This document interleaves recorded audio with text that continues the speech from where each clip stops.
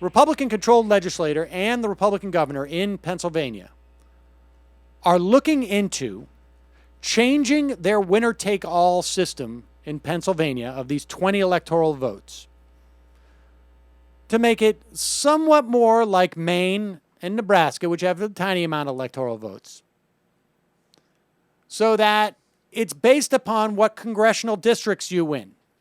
Each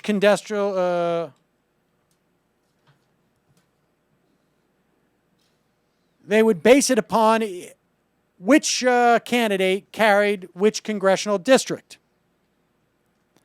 And then plus 2 votes for the statewide winner. So in other words, it would put up for grabs 18 of these electoral votes based upon which congressional districts. Now, President Obama in 2008 won Pennsylvania by 11 percentage votes. In modern times, and maybe in all times, that's considered a landslide victory.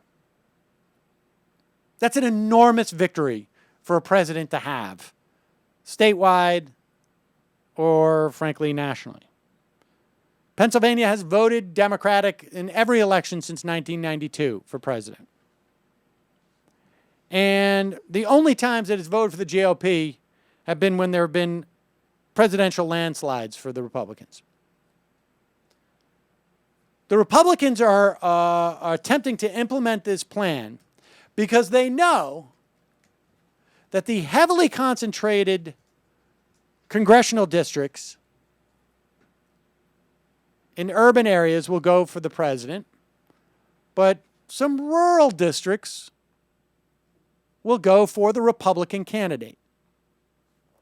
And on top of that, they are redistricting. So they now have the ability to essentially hand the Republicans close to 10 electoral votes. Had this proposed system been in place in 2008, when Obama won the state by a near 11% margin, he would have only taken 11 of the state's 21 electoral votes at the time.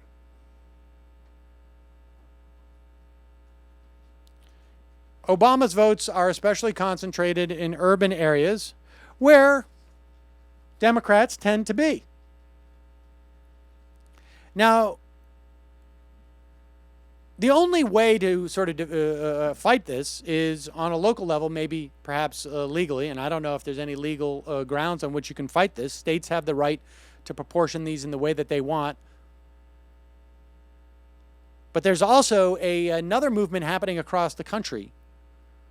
It's called the National Popular Vote Act. And it allows for essentially it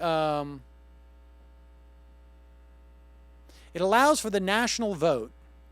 It basically says each state will give all their electoral votes to the winner of the national vote. In other words, if this had been in existence in 2000, Al Gore would have been president in 2000, regardless of what the Supreme Court wanted to do, to hand the victory to Bush, because he won by 500,000 votes in the country. 500,000 votes. For the National Popular Vote Act to be implemented, enough states equaling 270 electoral votes need essentially to adopt it. And at this point, I think it's around 170. California was the last state to do it. So there's not a lot of other states that need to do this for the national popular vote to kick in. But imagine if Republicans continue to push this, and it's quite possible they will.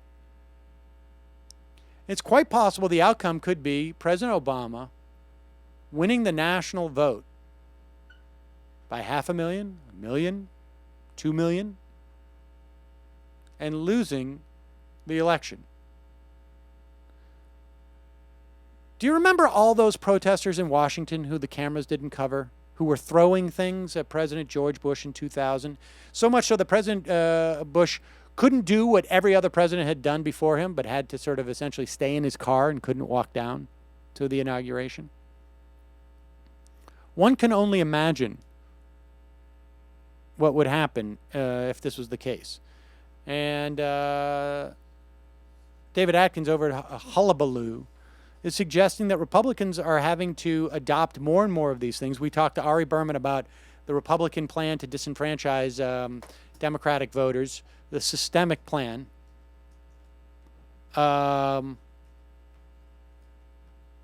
Because demographically, they know they're in big trouble in the future. So they must disenfranchise as many people as they can. And this is just one of the ways in which they do it.